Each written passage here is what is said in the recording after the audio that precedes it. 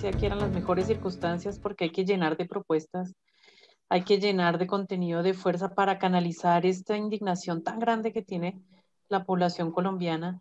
Yo creo que no solo colombiana, o sea, esto está generalizado en todos los países, es una explosión de lo que significaron las reformas de los 90 y hay que empezar a llenar de contenidos, creo que es el mejor momento y pues acompañar esta movilización social con todo este tipo de espacios también me parece fundamental reunirnos con gente que está en otras latitudes, que vive penurias parecidas y que podemos, yo creo que de esta no salimos solos.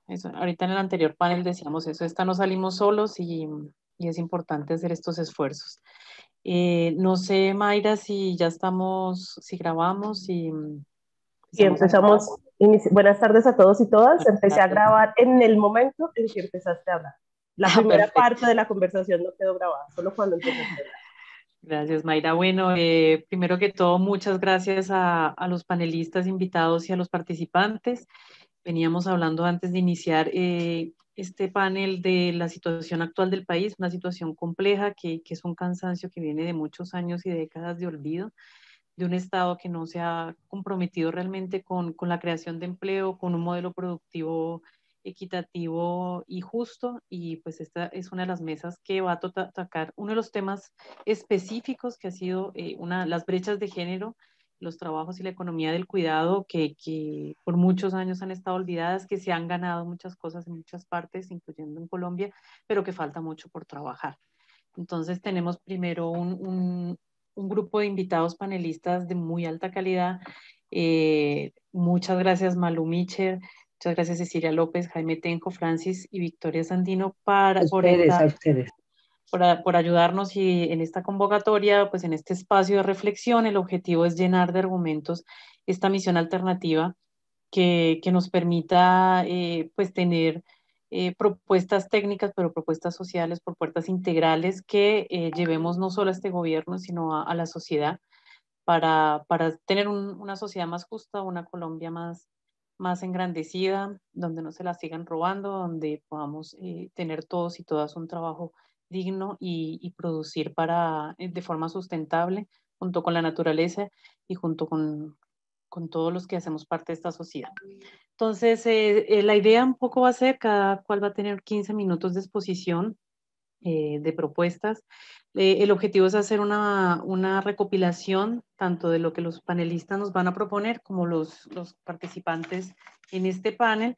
Y mañana a las 9 de la mañana vamos a hacer la presentación de las conclusiones de esta mesa para nutrir pues este debate que este grupo de instituciones y de personas y de intelectuales académicos y comprometidos con este país, políticos, senadores, congresistas, expresidentes, hace parte de esta misión y nutrir de este debate cada vez más para presentarlo con más fuerza a la sociedad y al gobierno. Entonces, yo les voy a ir diciendo más o menos unos 5 minutitos antes para que vayamos cerrando. El objetivo también es que participen los que hacen parte, los que están participando acá, los que vienen a escuchar y cerramos pues con unas frases finales de nuestros panelistas. Entonces voy a ir permitiéndome presentar a la primera panelista, Marta Lucía Micher, senadora de la República Mexicana, presidenta de la Comisión para la Igualdad de Género del Senado de la República Mexicana, licenciada en Pedagogía, posgraduada en Educación para la Paz y los Derechos Humanos y militante muy juiciosa, feminista de izquierda y defensora de los derechos de las mujeres y las niñas. Marta, te doy la palabra. No sé si te presentas tú o nos habías enviado una presentación previa. ¿Quieres Sí, que presentemos nosotros? sí, ustedes me están haciendo el favor de pasar la Mayra, presentación. ¿presentas tú, pues? O No, yo no la tengo. listo, ya en 2 segundos la presento. Muchísimas gracias. Listo. Se está viendo. Ok, muy bien, pues muy buenas tardes a todas las personas que hoy estamos conectadas virtualmente en este espléndido foro internacional. Empiezo desde luego manifestando toda mi solidaridad con el pueblo colombiano, con su derecho a la protesta, a la manifestación, con su lucha contra la desigualdad, la pobreza y la injusticia. En lo personal estoy muy agradecida con la Escuela Nacional Sindical y las otras organizaciones académicas, sociales, sindicales, que por la invitación a participar en el mismo, pues aquí me tienen. Muchas gracias a Carlos Julio Díaz Lotero y Ruth Quevedo Fique, director y subdirectora de la escuela. Un saludo muy afectuoso a Cecilia López, con quien tengo el gusto de compartir esta mesa de diálogo. Desde México, desde el Senado mexicano, les envío un gran abrazo solidario y el gusto de compartir con ustedes este espacio. Debo reconocer que me ha sido pues muy grato recibir el documento de la Misión Alternativa de Empleo e Ingresos. Muchos de sus planteamientos me resuenan muy gratamente con los esfuerzos que en México se están realizando en el marco de la Cuarta Transformación, impulsada por el presidente de la República, Andrés Manuel López Obrador. Tardamos muchos años en llegar a este momento histórico. Tenemos una, otra y otra. Nos la debían desde hace mucho tiempo y me da mucho gusto compartir con ustedes estas experiencias. Bueno, la pacificación de la nación, el impulso a la economía campesina, lograr la soberanía alimentaria, construir un verdadero piso de protección social y sobre todo eliminar la discriminación de género y remunerar el trabajo de las mujeres, son planteamientos que comparto ampliamente con ustedes, por supuesto. Y centrándonos en este último punto, creo que el decálogo recoge una serie de acciones a realizar que siempre han sido fundamentales y que las feministas llevamos décadas planteando, pero que en estos momentos resultan no solo necesarias, sino urgentes. Les voy a compartir por ello algunas de las acciones que estamos realizando en México y que es importante compartir con todas y todos ustedes. Hace unos meses aprobamos en el Senado una reforma integral en materia de igualdad salarial, de igualdad laboral. Un punto fundamental de esta reforma fue incluir precisamente la definición de brecha de género en nuestra legislación y la definimos así. Diferencia que muestra la distancia existente entre mujeres y hombres respecto a un mismo indicador. Se utiliza para reflejar la brecha existente entre los sexos respecto a las oportunidades de acceso y control de recursos políticos, económicos, sociales, culturales, entre otros. Estos indicadores de forma enunciativa más no limitativa pueden ser los siguientes: el salario, la ocupación laboral, la participación política, el acceso a los servicios de salud, la educación, la violencia contra las mujeres y las niñas, el acceso a la justicia, entre otros. Eso lo tenemos en la Ley General para la Igualdad entre Mujeres y Hombres en este país. Y todos estos indicadores contenidos en la definición de la brecha de género tienen signo negativo para las mujeres en prácticamente todos los países del mundo. La actual situación provocada por la pandemia agrava estas brechas y ponen en grave riesgo los avances que habíamos conseguido en materia de igualdad entre mujeres y hombres. El secretario general de la Organización de las Naciones Unidas, Antonio Guterres, ha advertido, y lo ha dicho fuerte y quedito, que a menos que actuemos ahora, la COVID-19 podría borrar una generación de frágil progreso hacia la igualdad de género. Y ha pedido a los responsables políticos, a las y los responsables políticos, que presten atención a lo que ocurre en los hogares y apoyen un reparto igualitario de la carga de cuidados o corresponsabilidad. Es una gran oportunidad para desestereotipar los roles de género que lamentablemente todavía están presentes en muchos hogares alrededor del mundo. Este llamado a prestar atención a lo que ocurre en los hogares es fundamental. En los tiempos de esta pandemia, la reclusión obligatoria en los hogares, las medidas extraordinarias de limpieza e higiene, la suspensión de las clases presenciales en todos los niveles educativos, el aumento de la carga de personas enfermas, entre otras cuestiones, ha puesto a la luz pública cuáles son los trabajos que se realizan en los hogares, el esfuerzo y las horas que los mismos requieren y sobre todo quiénes realizan estos trabajos. No nos gusta que nos digan que estamos en la ¿cómo le dicen? La nueva, regresamos a la normalidad. Por favor, si nosotros no veníamos de la normalidad, qué horror escuchar eso. Y entonces lo que queremos es enfrentar una nueva realidad, porque nosotras veníamos excluidas, veníamos absolutamente discriminadas, veníamos de una estereotipización espantosa, veníamos de no repartir y no compartir las labores domésticas, 80% de las mujeres están incorporadas en el mercado no formal y ahora le dicen una nueva normalidad. No queremos esa normalidad.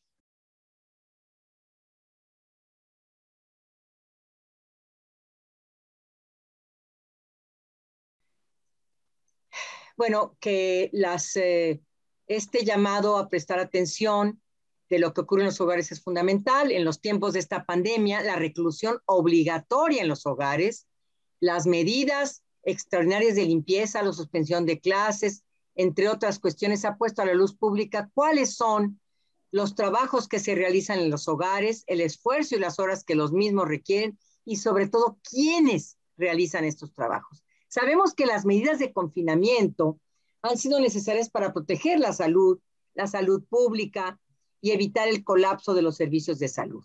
Pero sabemos también de su impacto diferencial por género. Convertir a los hogares en los espacios donde todo sucede ha exacerbado lo que se conoce como la crisis de los cuidados. Es decir, se ha incrementado la carga de trabajo relacionada con trabajos domésticos y de cuidados para las mujeres, en lugar de resultar en una carga de trabajo compartida entre hombres y mujeres.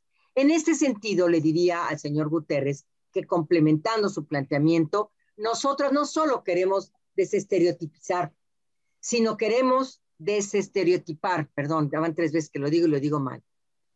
Es decir, lo que queremos es desfeminizar, queremos desfamiliarizar los trabajos de cuidados para que estos sean asumidos de manera solidaria por el Estado, las empresas, las familias y la sociedad en su conjunto.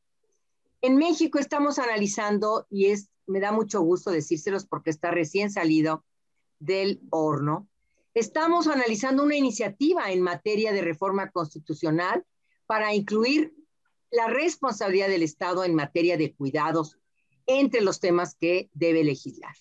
Y de manera concomitante, la creación de un sistema nacional de cuidados. Para nosotras es un momento histórico, apasionante, porque el tema de los trabajos no remunerados de las mujeres ha sido central al feminismo desde hace décadas. Y desde mi perspectiva, estamos ahora en el momento histórico idóneo para lograr su reconocimiento como un derecho en un sistema de cuidados integral e integrado, corresponsable, justo y solidario. Entendemos que un sistema nacional de cuidados es el conjunto de acciones, aquí mismo, es un conjunto de acciones, programas y políticas públicas que tienen como objetivo atender a las personas que requieren de cuidados, garantizar sus derechos y fomentar su autonomía. El sistema, por supuesto, promueve el desarrollo integral de niñas, niños y adolescentes y la autonomía de las personas en situación de dependencia. Todo con base en un modelo de corresponsabilidad entre el Estado, el sector empresarial, la sociedad civil, comunidad y, por supuesto, entre mujeres y hombres. Planteamos este sistema porque consideramos que el Estado debe asumir su carácter de rector de la garantía y protección del derecho al cuidado. Porque de no ser así, es decir, si dejamos esta tarea al mercado, persistirán las desigualdades entre mujeres y hombres en la distribución del trabajo de cuidado que se realiza dentro y fuera de los hogares en detrimento del tiempo, de la salud, de la seguridad, de la dignidad de las mujeres y de las niñas. La pandemia ha visibilizado y agravado la previa situación de los trabajos no remunerados de las mujeres. A nivel mundial se calcula que las mujeres dedican al trabajo de cuidados 12.500 millones de horas diarias, 12.500 millones de horas diarias. Trabajo que aporta a la economía un valor añadido de al menos 10,8 billones de dólares anuales. Una cifra que triplica la aportación de la poderosa industria de la tecnología. En México, los datos que tenemos de la Encuesta Nacional del Uso del Tiempo en 2019 son claros en cuanto a la brecha de desigualdad de género entre mujeres y hombres en esta materia. En la población de 12 años, las mujeres realizan 39.7 horas a la semana de trabajo no remunerado y los hombres únicamente 15.5 horas. Por su parte, en el trabajo remunerado, las mujeres realizan en promedio 37.9 horas a la semana y los hombres 47.7. Se donan horas, las que quieran las podemos donar con muchísimo gusto. Y la cuenta satélite del trabajo doméstico de las horas de los hogares de México, que cuantifica el valor económico de las labores domésticas y de cuidados no remunerados, señala que en 2019 este valor tiene un nivel equivalente a 5.6 billones de pesos, lo que representó el 22.8% del Producto Interno Bruto del país. Creo que los datos son claros y demuestran la situación actual que vivimos millones de mujeres y niñas de nuestra región. Bueno, voy a señalar rápidamente y puntualmente algunos de los temas básicos relacionados con el Sistema Nacional de Cuidados que vamos a presentar la iniciativa en unas semanas, 2 semanas. Estaremos presentando nuestra ley que crea el Sistema Nacional de Cuidados en la República Mexicana.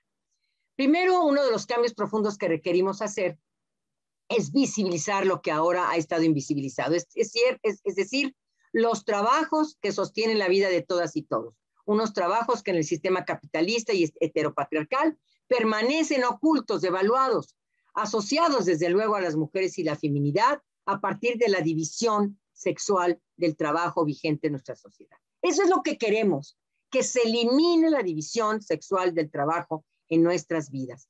Y ello incide de manera fundamental en el agravamiento de las vulnerabilidades de las mujeres y de las niñas. El Sistema Nacional de Cuidados debe considerar la conciliación de sus responsabilidades como cuidadoras y su derecho a la autonomía económica, su derecho al trabajo, a contar con ingresos básicos para ellas y sus familias. Bueno, aquí creo que es muy importante decirlo porque necesitamos, por supuesto, que en este sistema se manejen temas fundamentales, como es la conciliación de sus responsabilidades, la autonomía económica, que ya lo acabo de mencionar, y no solo el derecho a cuidar y ser cuidada, sino el derecho fundamental, sostenido por el feminismo, de autocuidarse, redistribuir los trabajos de manera positiva en el aumento de su participación en la fuerza de trabajo. Yo creo que esto es muy importante.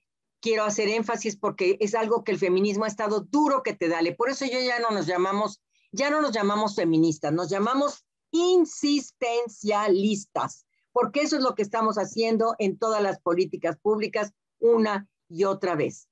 El segundo punto, quiero establecer que hablé de la corresponsabilidad en estos trabajos, de las personas, de las empresas, las familias, la sociedad, del Estado, para repartir, para distribuir la carga de trabajos que hoy pesan desproporcionadamente sobre las mujeres. Es fundamental realizar también un cambio cultural, por supuesto, para distribuir con los hombres esos trabajos, contribuyendo a transformar prácticas de la masculinidad tradicional hacia modelos más igualitarios. Y todo lo anterior pueden aportar a la reducción de las violencias contra las mujeres y niñas en los hogares como en el espacio público.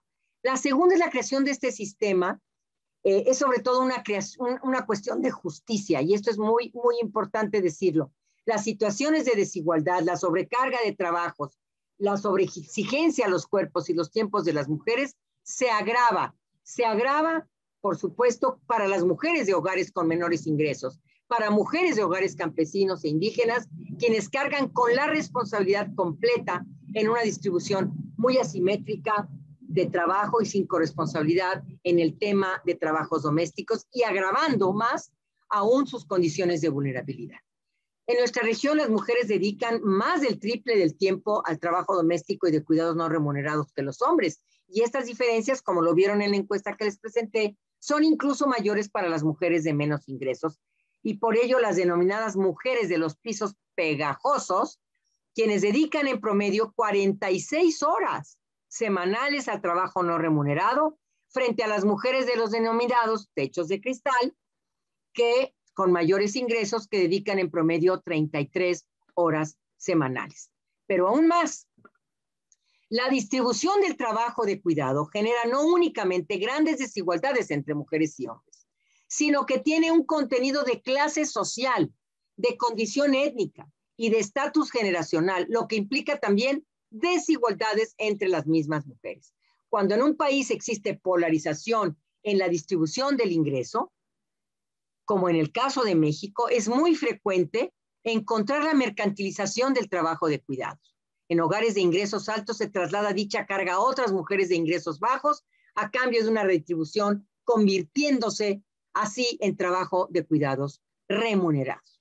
Dadas estas características, es un trabajo con altas tasas de informalidad, muy mal pagado, con escasos o nulos derechos, con escasa formación o capacitación. Y es prioritario que el trabajo de cuidado remunerado que se realice en los hogares se convierta en un trabajo formal para que las mujeres trabajadoras del hogar cuenten con salarios dignos. Bueno, ahora voy a pasar al cuarto, que es el acceso de las mujeres al mercado laboral. La sobrecarga de los trabajos de cuidados y domésticos no remunerados de las mujeres y las niñas influye de manera drástica, por supuesto, y negativa en su acceso al mercado laboral y al ámbito educativo. A ello debemos añadir que la realidad del mundo del trabajo, en donde es una realidad que no hemos podido transformar. Sin embargo, este mundo del trabajo ha cambiado drásticamente en estos meses. El futuro nos ha alcanzado y nos ha encontrado en un presente cargado de pasado en el que las nuevas herramientas, las nuevas tecnologías, que ya son imprescindibles, por supuesto, para el mundo del trabajo, dejaron nuevamente fuera a las mujeres, a muchas mujeres. Rebecca Greenspan lo ha señalado claramente, la economía que está surgiendo de esta pandemia será más ahorradora de mano de obra, las empresas serán más eficientes y se requerirán otras habilidades para el empleo.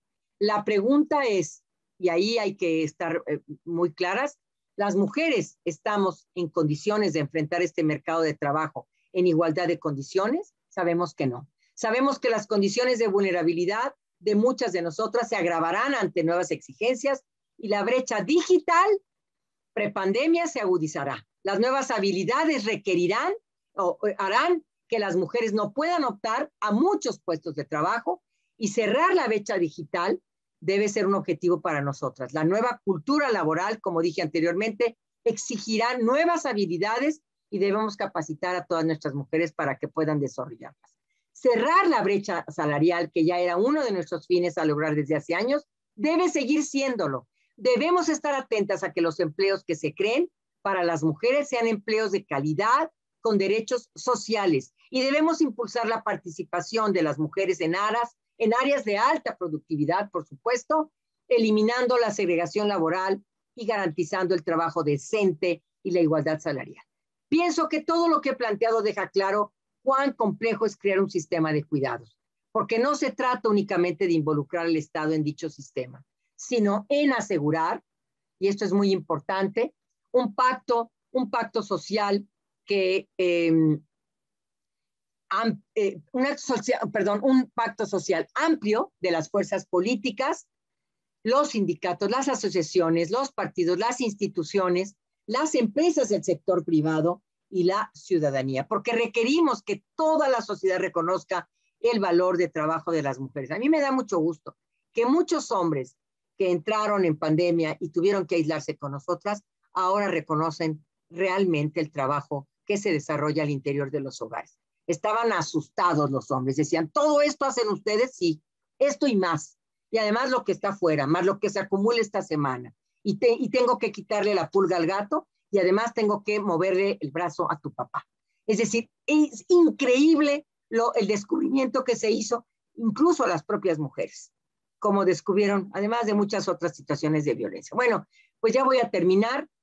Muchas personas hablan hoy de la nueva normalidad, ya lo dije, a mí no me gusta. Nosotras planteamos la necesidad de un nuevo orden, una nueva sociedad. Para quienes no entienden el que viejo orden patriarcal, machista, misógino, basado en la desigualdad de todo tipo, en la discriminación y en las violencias contra las mujeres como uno de sus componentes estructurales, no queremos que regrese, no lo queremos, no debe regresar. Y les recordaré que ya en el siglo XIX la feminista y anarquista Louise Michel escribió: temed el día en que las mujeres se harten de todo lo que les rodea y se levanten contra el viejo mundo.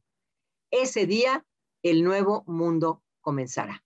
Pues bueno, ojalá sea la hora del hartazgo, la hora de construir el nuevo mundo que deseamos, no el paraíso como en algún momento se nos prometió. La verdad, las mujeres no queremos paraísos ni príncipes azules. Las mujeres exigimos derechos, justicia, igualdad, solidaridad, seguridad y solidaridad. En este mundo, no en el paraíso, con los hombres solidarios y no con los príncipes azules. Y como siempre cerramos nuestras conferencias, larga vida a las mariposas. Muchas gracias. Alu, muchísimas, muchísimas gracias. Muy interesante. Comparar México con nuestro país es muy cercano. También estamos muy cerca de Estados Unidos y muy lejos de Dios, aunque no regionalmente, pero sí hemos sido los países que más se ha sentado a trabajar en conjunto con este grande del norte. Pero es importante un sistema de cuidados, es muy, muy complejo, pero pues hay que empezar por algo y por lo menos empezar para que los gobiernos empiecen a reconocer la necesidad y llevar adelante estos procesos. Aquí también, Malo, hace rato estamos esperando lograr un gobierno que piense en la sociedad, pero pues tenemos esperanzas todavía en un futuro. Gracias, Malú. De parte, la senadora Victoria nos ha pedido el favor que tiene algunos problemas posiblemente técnicos en un próximo futuro, entonces si podemos dar la palabra. Entonces, senadora, bienvenida al panel. Damos entonces el espacio para que usted pueda hablar. Bueno, buenas tardes, muchísimas gracias. Yo de verdad que envío un abrazo a Cecilia, a, a la senadora que acaba de intervenir en este momento tan importante y tan apreciado. Estoy de acuerdo con quien hacía la introducción ahorita, con Laura, creo que era la que hablaba frente al momento en el cual estamos atravesando, ¿no? Las movilizaciones. Yo estoy por acá, donde están pasando y pasando y pasando, y pues hay un sentimiento ahí bastante fuerte de contradicción, porque definitivamente entiendo que estar acá en este escenario en el cual nos encontramos de debate, de discusión, estamos contribuyendo, pero también hay un sentimiento de contradicción en el sentido de que no estar allí, porque he tenido sesiones durante toda la mañana, he tenido trabajo, no estar acompañando a la gente en la movilización, pues sabemos que esta movilización está mucha gente joven, ¿no? Mujeres y hombres jóvenes. Sabemos que de pronto algunas que ya somos un poquito mayorcitas y que tenemos algunas limitaciones, nos trata más duro esto, pero es fundamental. El 28 pasado salí a movilizar y me gané la gaseada porque yo no corro tanto como las y los jóvenes. Pero bueno, ahí vamos. A propósito de este tema,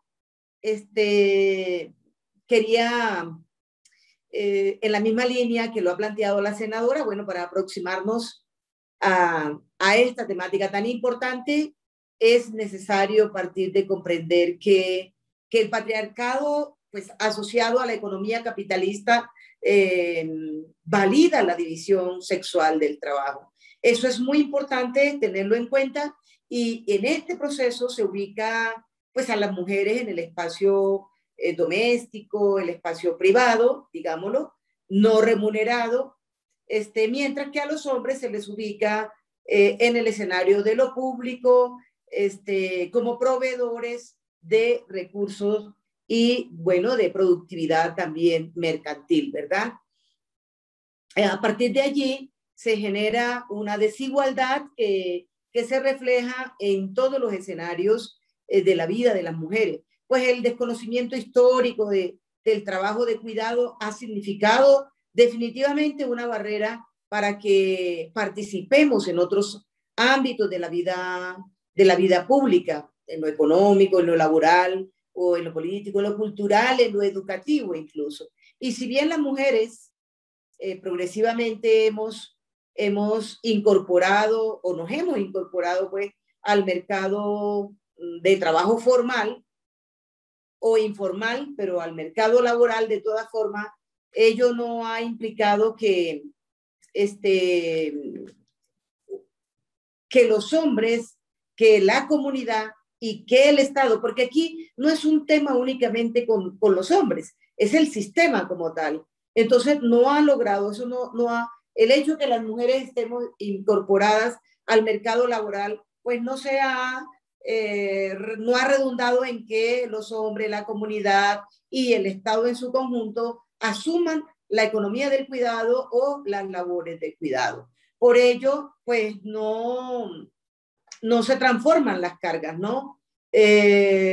Las responsabilidades y limitaciones que tenía el trabajo de cuidado y en general sigue estando bajo o sobre los hombros de las mujeres. Por eso hablamos de esas jornadas dobles y triples, quienes hacemos, por ejemplo, trabajo comunitario, las labores del cuidado, el trabajo político, todas estas actividades, pues que si las mujeres actuamos, no descarga lo demás.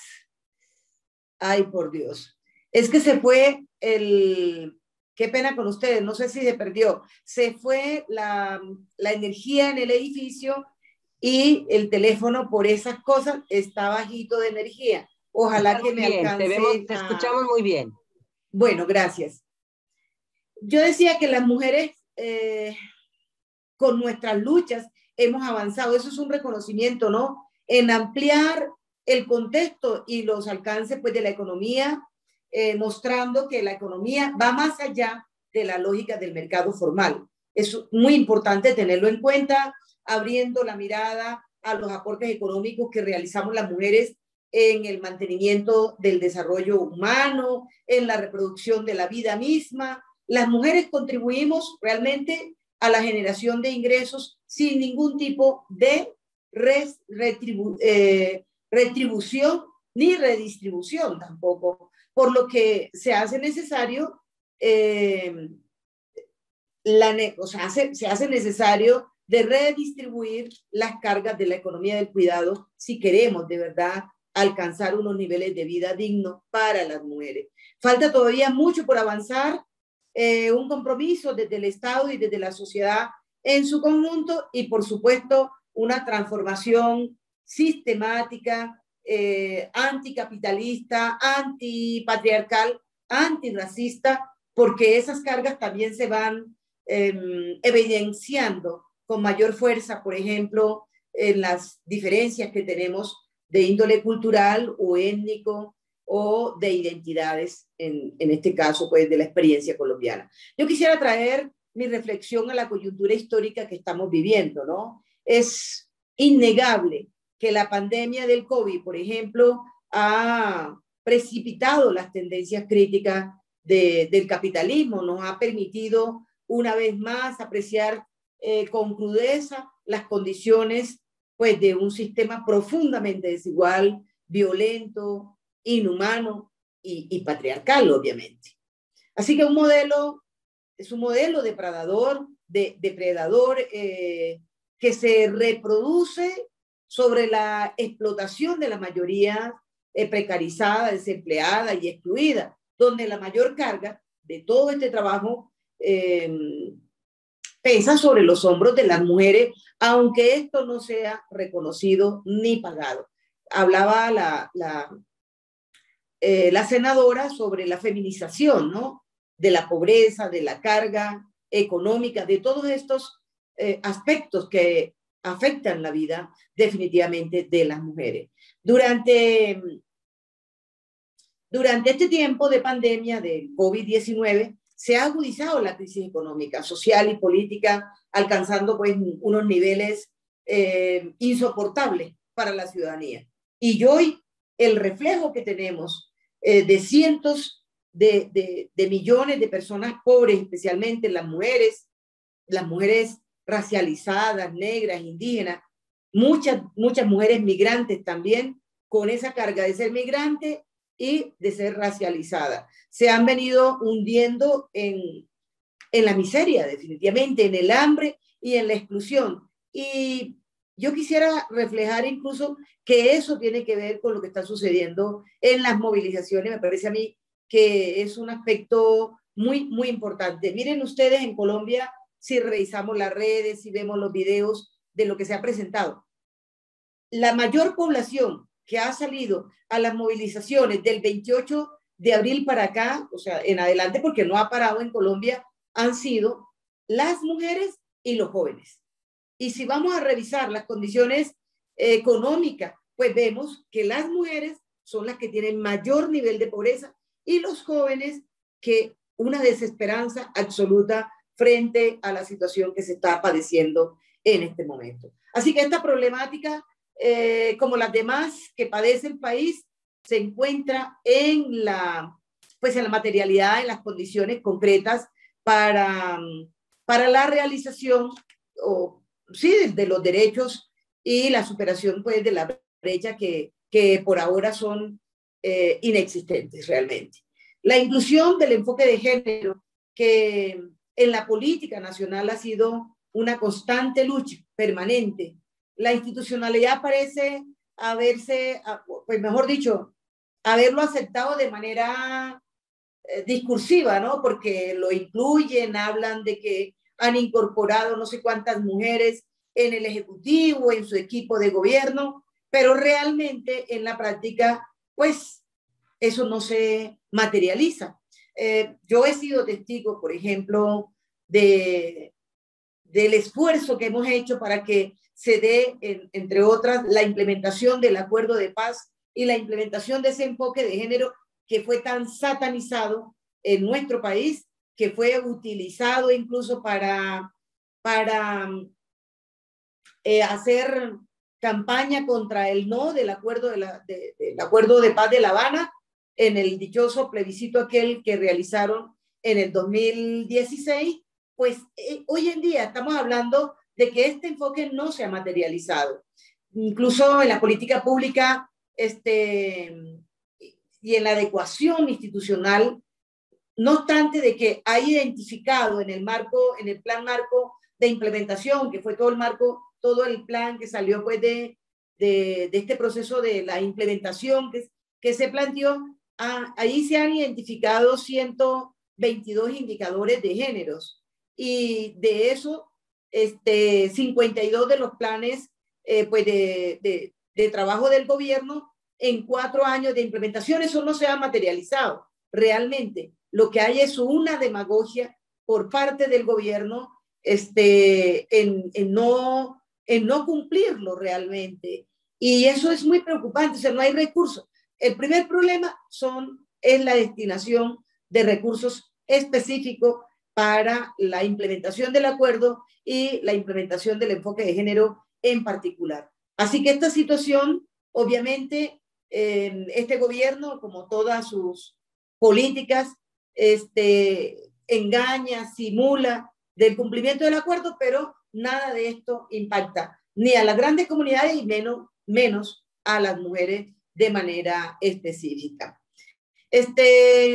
Yo tenía una serie ¿cómo se llama?, de datos económicos, estadísticos, pero yo estoy segura que la doctora Cecilia es la experta en estos temas. Yo no me voy a meter allí, no vaya y sea que me erre. Lo que quería hacer es una reflexión de ratificar realmente que cualquier política de reactivación económica para salir de la crisis del COVID pasa por el reconocimiento de las desigualdades de género y el trabajo invisibilizado que realizan las mujeres y que se ha agudizado unido a la violencia, todo este tipo de procesos en esta etapa tan compleja en la cual nos encontramos. En lo inmediato, pues es indispensable que en la reactivación económica existan medidas diferenciales, ¿no? Para dar mayor garantía de acceso a la formación, a la vinculación laboral formal. Se deben adoptar medidas efectivas para garantizar un ingreso vital, de verdad monetario, a las mujeres colombianas para su derecho a la existencia, lo cual, por supuesto que impactará directamente en el crecimiento de la economía del país. Esto no es un asunto es una pelea que la gente está en las calles exigiendo esa renta básica o ese ingreso vital que en el mediano plazo es necesario seguir exigiendo, pues al Estado dentro de la agenda laboral de las mujeres, la creación pues e implementación del Sistema Nacional de Cuidado, que en el Plan de Desarrollo de 2018 fue una inmensa pelea, pero definitivamente no dio resultado porque ni los partidos políticos están comprometidos, ni la bancada de mujeres, no tenemos mayor incidencia entre los partidos, además de que no hay en el Congreso, lamentablemente, es una realidad que tenemos. O sea, el Congreso de la República y las mujeres que están haciendo ejercicio político no tienen, la gran mayoría no tienen identidad de la situación de las mujeres, de los derechos vulnerados que tenemos la mayoría de las mujeres y por lo tanto pues siguen reproduciendo el sistema patriarcal. Por eso yo quiero terminar simplemente expresando que un futuro digno para la humanidad deberá ser antipatriarcal, antirracista y anticapitalista. Las mujeres realmente contribuimos muchísimo, muchísimo a la sociedad sin ser esencialistas, somos parte de ese motor del futuro y por lo tanto la lucha por transformar nuestra vida tiene que darse en la práctica y tiene que lograrse por el conjunto de la sociedad, no solamente por nosotras, que lo seguiremos haciendo y bueno, estos escenarios son muy importantes. Agradezco la participación, voy a estar aquí conectada, yo espero que no me saque, o sea, que me deje terminar, pero también agradezco a quien he corrido en la intervención que tenía. Un abrazo de nuevo a ustedes y muchas gracias a la escuela por haberme invitado y convocado a este escenario, Laura. Sí, Laura. Gracias, senadora Victoria Sandino, muchas gracias. Muy importante la visión desde el mundo del Congreso, que debe ser muy complicado y muy difícil, pero pues que ustedes están haciendo unos esfuerzos enormes por llevar adelante estas luchas y estas banderas. Y efectivamente, yo creo, dice la teoría desde el feminismo que los últimos levantamientos han sido las mujeres y los jóvenes, y por algo el levantamiento del 2018 y 2019 en Chile, las protagonistas son las mujeres jóvenes, y está el himno de las tesis por todo el mundo como un gran, creo que una nueva internacional o un nuevo pueblo unido, creo que está ahí surgiendo. Interesante lo que está sucediendo y las mujeres somos protagonistas de esto. Seguimos entonces con Cecilia López, economista de la Universidad de los Andes, estudios de posgrado en demografía y economía de la educación, ex senadora, ex ministra de Agricultura, ex ministra de Medio Ambiente, es directora de la Dirección Nacional de Planeación del Departamento, de Planeación Nacional y columnista de varios periódicos. Cecilia, te damos la palabra. Bueno, muy buenas tardes. Un placer estar con todos ustedes y me encanta que no somos solamente mujeres, también tenemos hombres, lo cual me parece un paso muy significativo. Malú, mucho gusto, Victoria también, y gracias a la Escuela Nacional Sindical. Bueno, yo quisiera empezar por decir que en esta larga lucha por reducir la brecha de género, en el cual las mujeres han jugado un rol tan importante y yo como economista tengo un sesgo, tengo que reconocer que las economistas feministas han logrado, entre otras cosas, cambiar el lenguaje. Ya hablamos de economía del cuidado, porque eso significa reconocer que hay elementos económicos en esa dura tarea que hasta ahora ha fracasado de que los economistas reconozcan estos inmensos aportes que Malú mencionaba y que todos conocemos que hacen este tipo de actividades. Pero lo que yo quisiera decir es que para mí, y es una posición muy personal, creo que el COVID es un quiebre histórico. ¿Por qué es un quiebre histórico? Es un quiebre histórico porque desde el punto de vista positivo, sacó el cuidado de ese lugar oscuro y relegado que ha tenido. Y esto ha sido válido para el cuidado remunerado, porque el 75%, dice la OIT, lo refrenda Naciones Unidas en general, el 75% del personal de la salud son mujeres. Pero también ha reivindicado y ha sacado sobre todo de esa ignorancia absoluta de los economistas el cuidado no remunerado. ¿Qué hubiera pasado si no se hubiera cuidado al 90%, entre el 80 y el 90% de los contagiados del COVID han sido cuidados dentro de los hogares? Este es un fenómeno mundial, pero en América Latina llega a esa cifra. ¿Y quién los han cuidado? Mayoritariamente las mujeres. Acabo de terminar una encuesta del COVID en Bogotá y me queda muy claro que el papel que los hombres han hecho en términos de los enfermos es acompañarlos. Han hecho otro tipo de actividades dentro del hogar, pero esos enfermos los han cuidado las mujeres. ¿Qué hubiera pasado si el cuidado no hubiera aparecido? Entonces, lo más significativo, digamos, el gran aporte, es que a diferencia de lo que ha pasado históricamente desde Adam Smith, que nos condenó a que el cuidado era una cosa voluntaria, de afecto, que era que nacía de lo bueno que éramos, y muchas mujeres han reproducido esa visión de que el cuidado es una cosa como innata al ser humano y especialmente a las mujeres. Bueno, eso se acabó.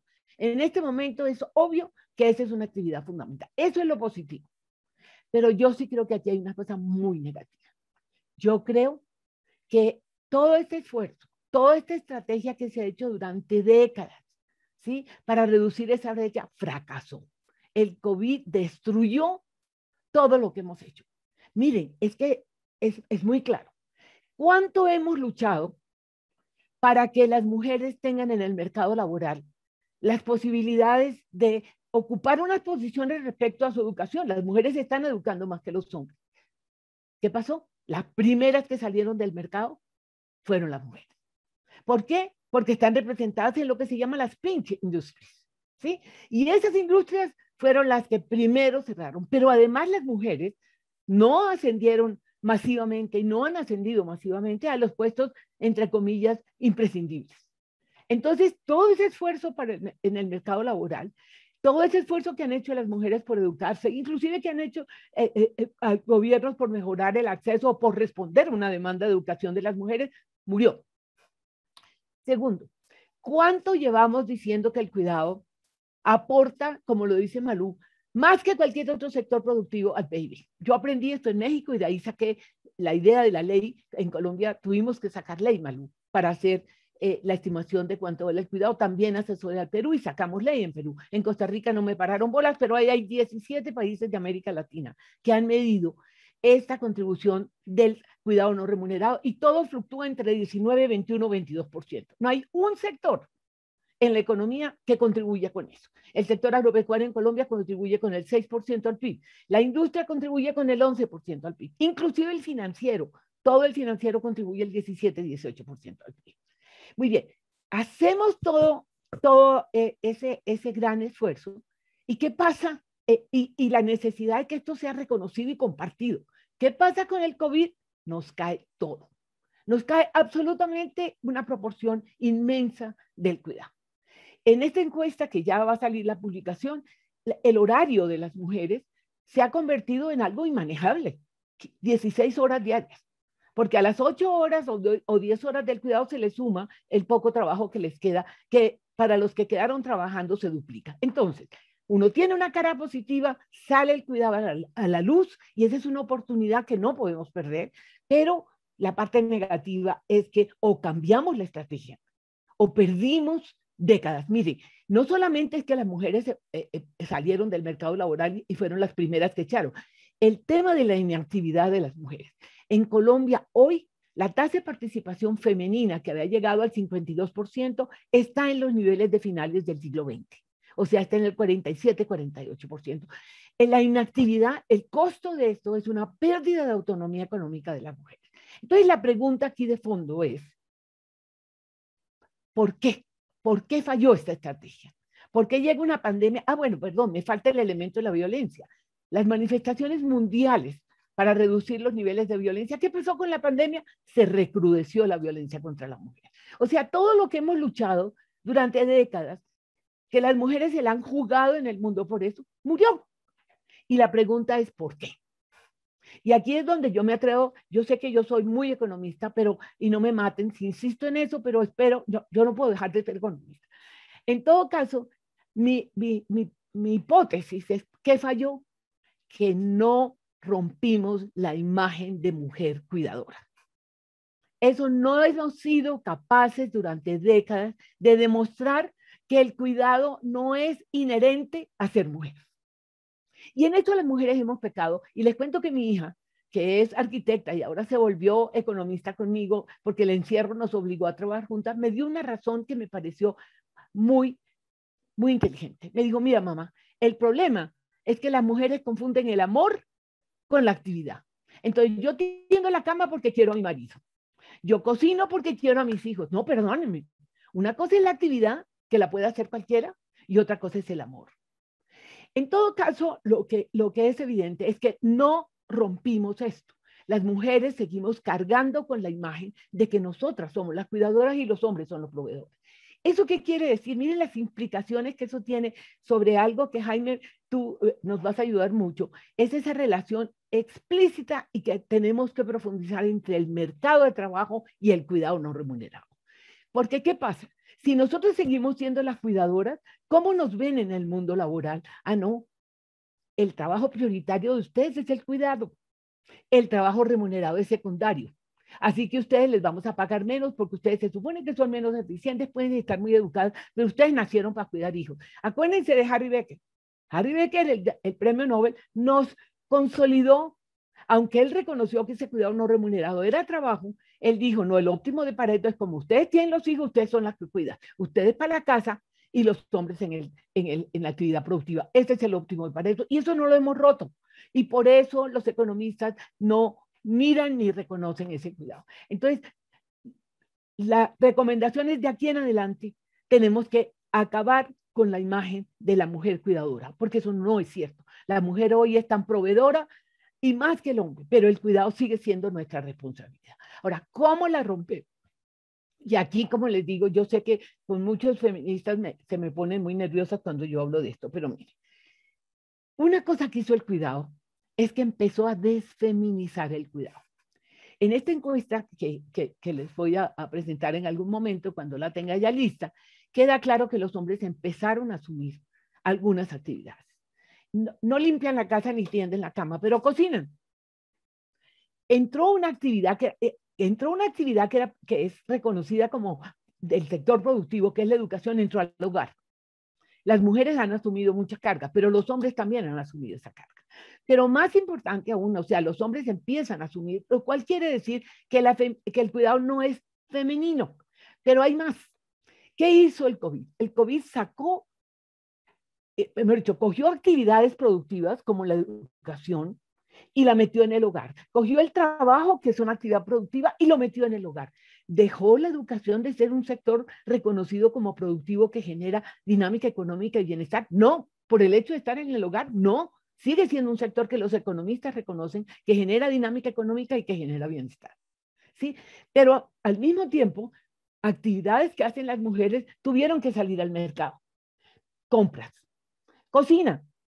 Muchas veces, para las personas que tienen ingresos, ante esta cosa tan apabullante de horas, las mujeres empezaron a comprar y a hacer cosas del mercado, a hacer cosas que antes se hacían en el hogar. Entonces, si esas cosas, si eso pagarle a la gente para que uno le haga mercado, pagar para que le traiga la comida a la casa, era una actividad productiva, un sector productivo, deja de ser productivo porque o sea, deja de ser productivo cuando lo hace la mujer, pero es productivo cuando se hace en el mercado. O sea, la desfeminización del cuidado empezó a verse claramente en el COVID. Ese es un aporte fundamental que las mujeres tenemos que agarrar. Y ahí sale mi propuesta. Yo creo que llegó el momento en que el cuidado no remunerado se reconozca como un nuevo sector productivo que tiene que asumir el Estado, que son los famosos sistemas de cuidado, que asume la parte asistencial del cuidado para los sectores pobres, pero también tiene que salir al mercado. ¿Por qué? Porque el cuidado lo necesita toda la población, no solamente la población pobre, la población de ingresos medios y de ingresos altos. Todo el mundo requiere cuidado, ¿sí? Pero hay sectores que pueden pagar por el cuidado. Entonces, mi propuesta, que ya la presenté ante economistas como José Antonio Campo, que me la agarró, fue el único que me lo agarró, dijo, lo que Cecilia está diciendo es que hay que sacar el cuidado del hogar. Y ahí las mujeres tienen que entender que una cosa es la actividad y otra cosa es el amor. El amor se queda en el hogar, pero la actividad la pueden hacer terceros, que es la definición de economía del cuidado. Se saca esto, una parte lo asumen los sistemas de cuidado, pero eso no es todo, perdónenme. Esto es la parte asistencial para los sectores pobres. Pero ese cuidado que viene de una población que se va a envejecer violentamente, que se está envejeciendo violentamente, de una población que empieza a vivir sola. En Colombia el 18% de los hogares son unipersonales. A ver, señores, ustedes solitos, si no necesitan apoyo en el cuidado cuando ustedes tienen que lavar la ropa, ustedes tienen que cocinar, ustedes necesitan que un sector privado genere una dinámica y genere una tecnología que les permita a ustedes facilitar ese cuidado. Eso también es cuidado. Mire, yo tengo en mi finca, en mi casita de Tabio, y en mi oficina, tengo un robot que me aspira. El primer robot valía $1,000, hoy vale 100. Eso es un desarrollo tecnológico del mercado laboral, del mercado que vende, cuidado. ¿Qué va a pasar? Vamos a tener mucha gente con Alzheimer. Algunos pueden pagar por atención. ¿Eso puede seguir en manos de salud? No. El cuidado es un sector. ¿Cuál es la diferencia entre la salud y la educación y el cuidado?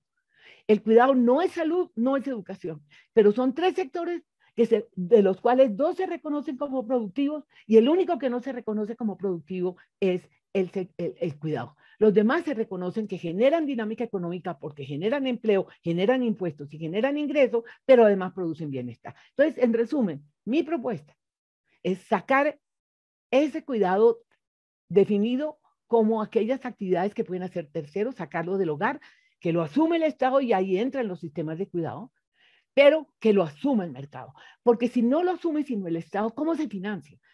¿Qué es lo que pasa si esto pasa, se reconoce como una actividad productiva? Primero se reconoce como un sector fundamental para el desarrollo y el Estado empieza a vigilarlo y a controlarlo, cosa que hoy nadie vigila cómo se hace el cuidado. Segundo, le quitan ese peso a las mujeres, pasamos del 50% de la participación, pasamos al 60, 70% de participación. Aumenta la masa salarial, pero al mismo tiempo el Estado y el mercado van a empezar a demandar mano de obra para ofrecer cuidado. Mano de obra femenina, pero también masculina. Si usted le paga a un hombre para que un salario decente, para que dé teteros, da teteros, o para que cuide a un anciano, cuida a un anciano. Eso genera una dinámica económica que hay que demostrar que finalmente aumenta el Producto Interno Bruto. Entonces, mi propuesta es que entre los nuevos sectores productivos debe entrar el cuidado no remunerado. ¿Qué estoy haciendo? Y esto frunce a muchas mujeres. Estoy tratando de demostrar con un modelo de equilibrio general que ya tengo para Colombia. Quiero hacerlo para México, mi querida. Y lo quería hacer para México y no he podido que me apoyen. Ya que traté de hacerlo para el Ecuador, pero Ecuador no tiene las cifras. México sí tiene las cifras. En ese modelo de equilibrio general, ya sé cómo se mete la economía del cuidado en la matriz de contabilidad social y en ese modelo voy a demostrar cuánto aumenta el PIB, cuánto aumenta la participación de la mujer, cuánto mejora la productividad de las mujeres que hoy tienen la doble carga, ¿sí? Cuánto aumenta el PIB. Ese día los economistas se callan y ese día los economistas lo van a aceptar, que el cuidado no remunerado es un nuevo sector productivo y ahí sí rompimos la imagen de la mujer cuidadora y podemos a la mujer a tomar decisiones sobre su autonomía económica, que ese debe ser la nueva meta. La única manera de lograr igualdad de género es cuando la mujer tenga autonomía económica y tome decisiones sobre su vida como la toman los hombres. Me quedo ahí. Muchas gracias. Cecilia, muchísimas gracias. Interesante y espinoso el tema. Javier ya nos levantó la mano. Javier, vamos a dejar 2 intervenciones de los panelistas. Primero, bienvenido, Javier. ¿Cómo estás? No lo reconocía. No Uno te reconocía para mí de los expertos más juiciosos en toda esta discusión sobre género, trabajo y en especial en economía del cuidado. Entonces, Javier, sí, primero bienvenido. Me alegra mucho que estés aquí. La próxima vez seguramente como panelista como debe ser. Le damos la intervención entonces a los 2 ponentes y te doy la palabra. ¿Te parece, Javier? Creo que ya sé por dónde va el debate, entonces va a estar interesante. Francis Corral, entonces continuamos contigo. Francis es magíster en Ciencias Políticas, es investigadora de la Escuela Nacional Sindical, justamente en el tema de trabajo doméstico desde un enfoque feminista. Francis. Hola, muy buenas tardes. Muchas gracias pues por este espacio y pues por participar. Yo efectivamente hago parte de la Escuela Nacional Sindical y nosotros hemos, digamos, preparado una discusión, más bien un documento que intenta dar cuenta de algunas reflexiones que venimos desarrollando. Este documento lo preparamos entre Suelen Castiblanco, Ruth Quevedo y pues quien les habla, Francis Corrales.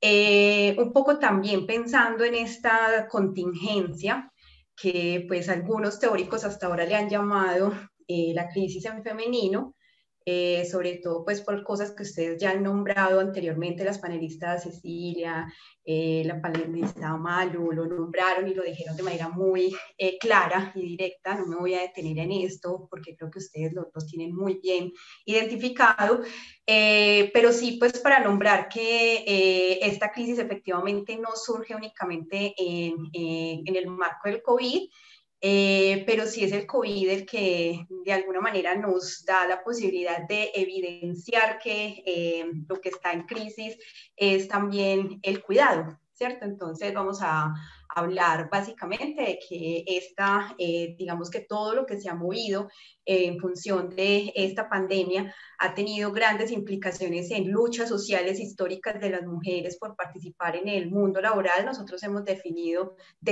hablar del mundo laboral y no solo del mercado laboral. Y aquí vamos pues les voy a contar básicamente hacia dónde van las discusiones. En principio queremos decir que la participación de las mujeres en el mundo laboral ha estado en condiciones de subordinación. Eso también pues durante todo este encuentro internacional se ha nombrado. Las lógicas ortodoxas, capitalistas, individualistas son las que han definido la repartición de los roles de las mujeres en la vida social, económica y política, y en especial en lo económico. Sabemos perfectamente que esta subordinación ha desencadenado en lugares que hemos encontrado o denominado como los roles de género, y justamente los roles o las ocupaciones feminizadas, que son las que también acaban de nombrar las panelistas anteriores, en función justamente de los grandes desafíos que nos coloca el COVID hoy. Lo otro es decir que digamos que esta crisis definitivamente afecta el conjunto de la economía, pero también es necesario reforzar la idea de que las grandes, digamos, las que más han salido golpeadas por este reacomodo han sido las mujeres, o hemos sido las mujeres, y sobre todo las mujeres que permanecen en unas escalas de ocupación que tienen menores ingresos, menor participación en el mundo laboral y por supuesto menor valor en términos de cambio. Y decir también que esta crisis en femenino necesariamente nos convoca a una conversación y a un análisis interdisciplinar, pero digamos que de alguna manera lógica de entender que esto sí está replanteando el modelo económico, o sea, sí es una discusión sobre el modelo, porque es en este modelo en el que nos hemos insertado de manera subordinada. Es un modelo que no ha logrado generar un equilibrio en la participación económica de las mujeres en la vida económica y social. Es este modelo que se ha de alguna manera adaptado, el capitalismo se ha adaptado a las demandas, pero estas demandas han sido poco favorecidas, y pues por supuesto estas crisis lo que demuestran es que el modelo es débil y no responde a las necesidades del conjunto de la sociedad. Aquí recuerdo un poco un ensayista inglés que es un poco positivo en términos del cambio. Desde 2016 venía diciendo que los grandes cambios que se están dando en el mundo están poniendo en entredicho la capacidad camaleónica del capitalismo. Yo no soy tan positiva, ¿cierto? Pero sí considero que él nombra tres cosas que me parecen fundamentales.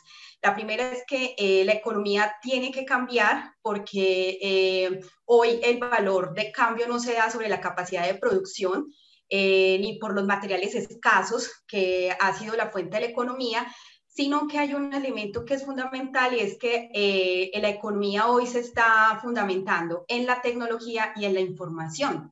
Y esto nos coloca necesariamente en un reto por identificar entonces, y ahorita pues también Cecilia López lo nombraba, era cómo iba a ser el lugar de las mujeres en ese tipo de participación, porque la economía sí está cambiando.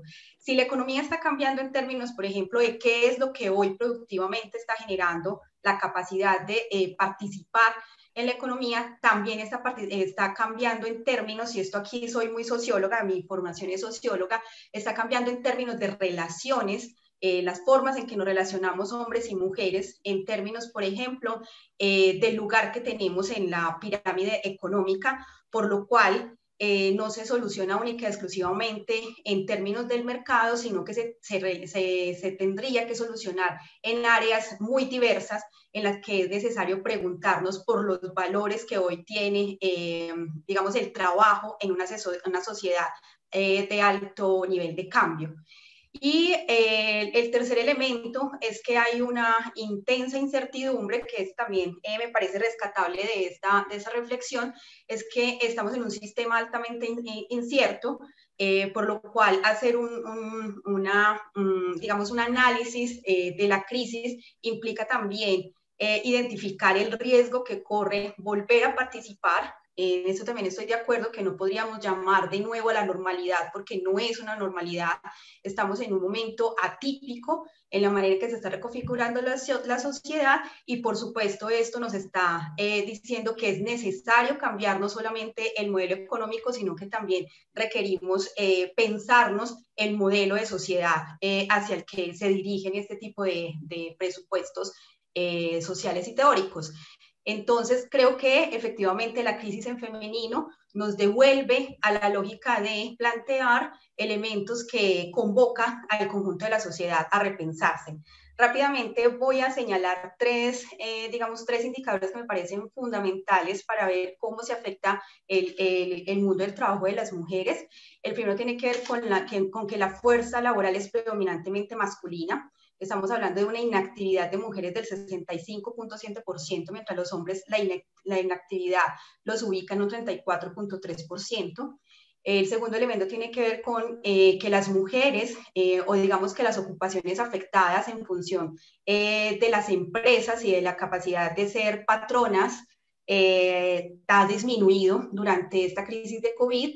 Y como hemos visto, todos los indicadores en femenino se han alterado, y como podemos ver, esa ocupación de patrón-empleador ha afectado a las mujeres en un 23.6%, mientras que los hombres solo se vieron afectados en el 12%. Y finalmente tiene que ver con el asunto del trabajo del cuidado. En esta ocasión vamos a hablar del cuidado de grupos determinados, para hablar solo de un indicador específico y decir que el cuidado en este caso se vio afectado, o las mujeres se vieron afectadas en un 65.9%, para decir que fueron las mujeres las que perdieron el trabajo en función del cuidado. Eso entonces nos trae a estos elementos que solo los voy a nombrar, insisto, ya están repetidos en varias ocasiones, pero nosotras en el documento hacemos énfasis resaltando este tipo de cosas, porque identificamos que efectivamente las tasas de desempleo de hombres y mujeres son diferenciales, pero no solamente son coyunturales, esto es histórico. Se refleja un efecto muy grande sobre los sectores feminizados, los servicios, y en especial las áreas rurales. Hay un fenómeno que le han denominado la escala descendiente. Tiene que ver con algunos elementos de lo que resaltaba Cecilia López, en función de todo lo que se ha perdido en términos de trabajos, pero también de acceso a derechos derivados del trabajo, y por supuesto del estatus de las mujeres en el mundo del trabajo o en el mercado laboral, como lo han nombrado. Y finalmente, pues el incremento del desempleo de las mujeres, que también hemos observado que es altísimo. No me quería detener allá, insisto, pues eso lo hemos nombrado mucho, pero aquí sí quiero hacer un énfasis muy grande. La propuesta que por donde nosotras estamos caminando, sobre todo en este asunto de tener en cuenta la economía del cuidado, es que debemos caminar hacia una economía que prioriza la vida. Y en esa priorización es importante tener en cuenta varios elementos. La primera, la necesidad de descentralizar. Esto es porque no podemos entregarle el cuidado al mercado, ¿cierto? Lo productivo mercado no es el centro de esta discusión.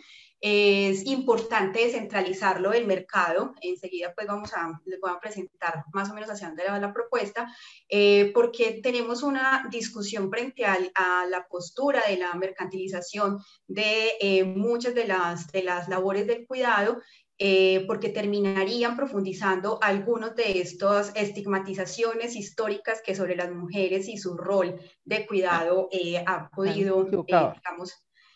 han podido evidenciar.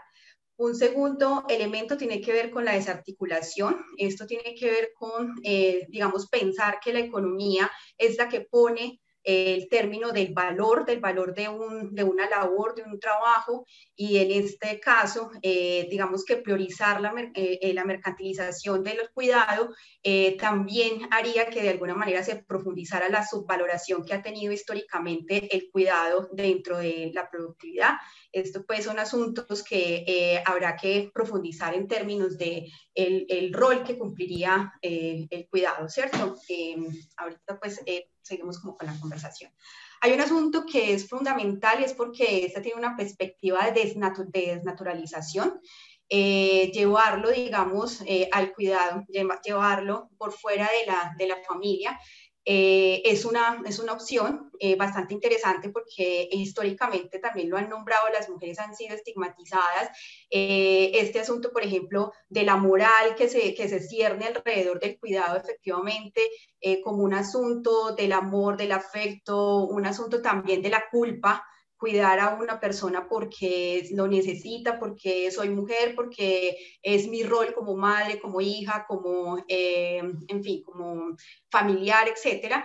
Digamos que está relacionado con esa naturalización histórica y que efectivamente pensar en una intervención en diversas escalas permitirá desnaturalizarla. Y la tercera tiene que ver con deconstruir básicamente el lugar subjetivo con el que se ha asumido el rol del cuidado en la historia y, por supuesto, un asunto que tiene que ver con el control de los cuerpos femeninos, que también tiene que ver con un asunto de emancipación, que tiene que ver con un asunto de autonomía de las mujeres y que por un lado se puede de alguna manera conseguir a través de garantía del acceso a la economía, a los bienes de servicios y también a salarios dignos, pero digamos que tiene que ver también con una transformación en términos del lugar que cumple la mujer en el desarrollo social. Esto básicamente tiene una perspectiva de problematización en función de la privatización y la lógica de mercantilización del cuidado como un bien, digamos, proveído desde esta lógica económica y que, pues, por supuesto, nosotros estamos observando más hacia un asunto del orden del cuidado como una organización social.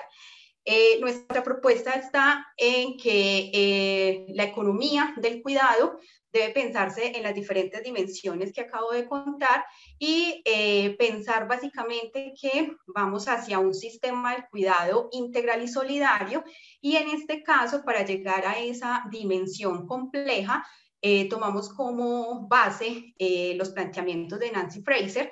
Aquí quiero pues leerlo textualmente.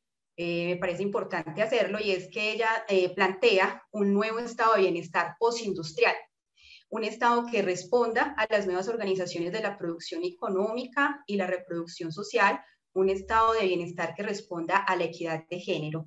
Antes de pasar esto, quiero señalar que también somos conscientes que países como Colombia, en Latinoamérica, con un escaso o débil estado de bienestar, un estado de bienestar que ha asumido los derechos desde la lógica también mercantil, es decir, la privatización de la salud, la privatización de la educación, la privatización de aquellos derechos que están asociados al bienestar, han hecho que el Estado cada vez tenga menos responsabilidad sobre el cumplimiento de un estado de bienestar en sus condiciones amplias y digamos que profundas, como se habría asumido en Europa, y digamos que esto debilita un poco la posibilidad de pensarlo en términos generales, pero si pensamos que es una transformación de largo plazo con niveles de diferentes escenarios de la vida social,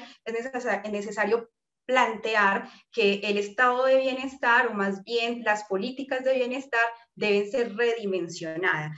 Esto implicaría lo que ha pasado en varios países, por ejemplo, Uruguay es uno de ellos, Argentina también lo ha hecho, y es que han planteado, no lo sé de México, y lo dejo ya como una pregunta para empezar con el diálogo de una vez, y es que se plantea este sistema de cuidado en la lógica también del cuidado como un pilar dentro del bienestar, es decir, un elemento más asociado a las políticas de bienestar, que implicaría justamente la identificación o participación de diferentes entes, actores y dimensiones de la sociedad para proveer digamos, este derecho que podría ser incluido en nuestras cartas constitucionales también. Esto es importante, digamos, señalarlo porque digamos que podemos llegar a él desde diferentes vías. Hay una vía que tiene que ver con un principio que es el proveedor universal. El proveedor universal es básicamente pensado como una lógica de proveer el cuidado como un producto. En ese sentido, estaríamos hablando de nuevo, pensarlo en términos de servicio, pensarlo en términos de tercerización, incluso como responsabilidad del Estado para que el mercado lo provea.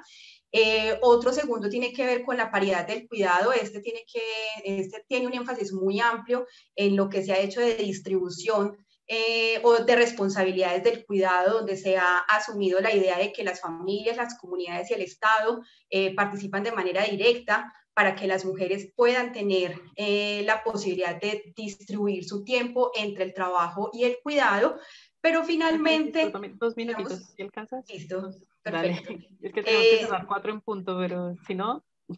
No hay problema. Para cerrar entonces, básicamente tendríamos que hablar que nosotras más bien nos acercamos a la perspectiva planteada por Nancy Fraser, que tiene que ver con el cuidador universal, que relacionado con el diamante del bienestar implicaría no solamente hacer una distribución hacia el mercado, sino que por el contrario habría que fortalecer todos los escenarios del Estado, la relación que se establece con todos los diferentes esquemas en los que se ha distribuido el Estado históricamente, el cuidado históricamente, para que consigamos la redistribución, la representación y la remuneración del cuidado en lógica básicamente de integración. Esto implicaría que un cuidador universal tendría la posibilidad básicamente de, pensar el sistema del cuidado desde la lógica del cuidador universal, nos permitiría pensar que habría una redistribución en estos diferentes escenarios, y por eso planteamos que pensarlo desde el diamante del bienestar nos posibilitaría reconocer lo que ya existe, la representación de las diferentes maneras en que hoy existen, pero también de alguna manera poderlo cualificar, fortalecer y de alguna manera hacer que esta distribución que históricamente se ha dado en función de los roles de género se vayan desactivando. Una manera que también podríamos ir fortaleciendo para lograr que la estigmatización histórica que hay alrededor del cuidado sea repensada y revalorada. Esto implicaría justamente pensar otro modelo y de alguna forma incorporar el principio de solidaridad para evitar que sea solo el mercado el que se absorba el cuidado en este proceso, digamos, de replantear el modelo de relación y sistema político de sociedad. Yo dejaría hasta acá y bueno, abramos la conversación. Francis, gracias. Yo ya veo que va a haber un debate peludo después de 2 intervenciones, de las últimas 2, pero creo que esa es la idea. Un poco yo voy a tomar estos debates, consensos, disensos y propuestas que podemos llevar a la mesa. Vamos a terminar entonces con el profesor Jaime Tenjo. El profesor Jaime es economista de la Universidad Nacional, magíster en Economía Política y doctorado en Economía de la Universidad de Toronto. Actualmente es profesor de cátedra de la Universidad Javeriana. Profesor Jaime. Bueno, muchas gracias. Pues dado que hay poquito tiempo, pues voy a hacer una presentación lo más corta posible. Voy aquí a compartir el espacio para poder poner la presentación. Y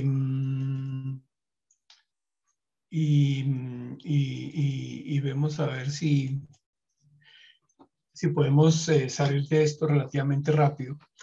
Lo que yo quiero hablar un poquito es de un trabajito que estamos haciendo donde miramos a ver si realmente la distribución de las estructuras ocupacionales de las mujeres, como algunas personas han dicho, son o no son la causa de las diferencias salariales entre hombres y mujeres.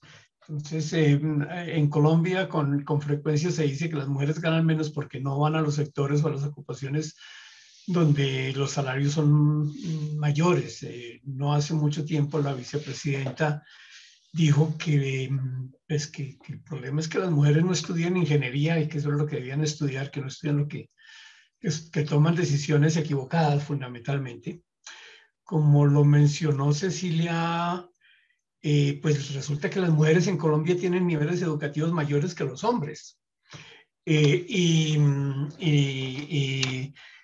pues yo no creo que sea que tomen decisiones equivocadas ni nada de estas cuestiones. Entonces, en este pequeño documento que he venido trabajando y que voy a resumir aquí muy rápidamente, pues les muestro algunos de los resultados que he logrado obtener. Lo primero que quiero hacer es pues, medir la segmentación, a ver si sí hay segmentación laboral en el mercado colombiano, entre hombres y mujeres, segmentación por género. Y pues un puntico muy pequeño, pero un puntico técnico. Uso un índice, no vamos a hablar mucho de ese índice, que es el índice de Duncan, que es como cualquier otro índice que fluctúa entre 0 y 1. Cuando el índice tiene un valor de 0, quiere decir que no hay ninguna segmentación laboral y quiere decir que las estructuras ocupacionales de hombres y mujeres son idénticas. Si el índice es 1, entonces quiere decir que las estructuras ocupacionales son completamente diferentes, es decir, todos los hombres están en unas ocupaciones y las mujeres en otras ocupaciones. Ese sería un caso de perfecta segmentación. Y pues en general uno lo que encuentra son resultados entre 0 y 1, no exactamente 1, no exactamente 0. Y bueno, y este estudio pues lo hice con datos para el 2019, antes de la pandemia, usando las encuestas de hogares aquí en Colombia y usando la clasificación de ocupaciones que tiene esa encuesta, que es muy poco utilizada, pero que a mí me parece que puede ser muy útil, aunque obviamente tiene problemas importantes. Yo calculé ese índice, el índice fundamentalmente, y lo que encuentro es que para Colombia, para las ciudades principales, por lo menos ese índice es de 0.51, es decir, que sí hay evidencia empírica de que hay algún grado de segmentación. Es decir, no es 0, que querría decir que no hay nada, no es 1, que quiere decir que es perfectamente segmentado, pero sí tiene un nivel de segmentación importante. Es decir, que hay unos sectores que son masculinos y otros sectores que son femeninos, y pues, o sectores no, ocupaciones, y en la mitad pues hay muchos que son bastante compartidos. Interesante, y eso lo vamos a ver más adelante, si uno compara trabajadores, hombres y mujeres solteros, el índice de segmentación es más bajito, es decir, entre los solteros las estructuras ocupacionales son más parecidas y entre los casados son mucho más diferentes. Y lo mismo, cuando hablamos de trabajadores asalariados, pues la segmentación es un poquito menor que cuando hablamos de trabajadores por cuenta propia. Es decir, que hay algunos aspectos interesantes que hay que mirar, que tienen que ver con el estado civil y con las posiciones ocupacionales de los trabajadores. Una ilustración como para que todos sepamos más o menos de qué estamos hablando. En este cuadrito yo obtengo en el lado izquierdo las 10 ocupaciones que más empleo generan para los hombres y en el lado derecho las 10 ocupaciones que más empleo generan para las mujeres. Y como pueden ver, hay muchas diferencias. Hay unos sectores que son comunes, que son los que están resaltados aquí en el código del sector, ¿cierto? Pero hay otros que no, es decir, solamente de esos 20 sectores, solamente hay 4 que son comunes para hombres y mujeres, y el resto de sectores pues no lo son. Por ejemplo, en el caso de los hombres, la ocupación que más empleo genera es el de choferes de buses, camiones, etcétera. Para las mujeres, la ocupación que más empleo genera es la de vendedoras. Vendedoras también es importante para los hombres, ¿sí? Pero conductores de buses, camiones, etcétera, no son importantes para las mujeres. Y así sucesivamente. Simplemente lo que esto ilustra es como si hay segmentación en el mercado laboral, que hay unos sectores donde hay predominantemente hombres y otros donde hay predominantemente mujeres, pero también hay algunos en los que van mezclados. Entonces no es que sea un mercado absolutamente segmentado. Ahora, la pregunta que uno se haría es, bueno, ¿y esta segmentación tiene algo que ver con los ingresos que reciben las personas? Es decir, cuando uno ya se da cuenta que hay alguna segmentación, sí encontramos alguna evidencia de que eso explica las diferencias salariales entre hombres y mujeres. Pues yo hice aquí un modelito, que obviamente no voy a mirar los detalles, solo los resultados, donde trato de descomponer las diferencias salariales por horas en dos cosas. En una, que son las diferencias que se deben a diferencias dentro de la misma ocupación, y otra que corresponde a lo que uno llamaría las diferencias debidas a segmentación, a que las mujeres y los hombres están en sectores diferentes. Entonces, por ejemplo, aquí para el total, fíjese que esto es salario por hora, ahorita vamos a hablar de otros salarios.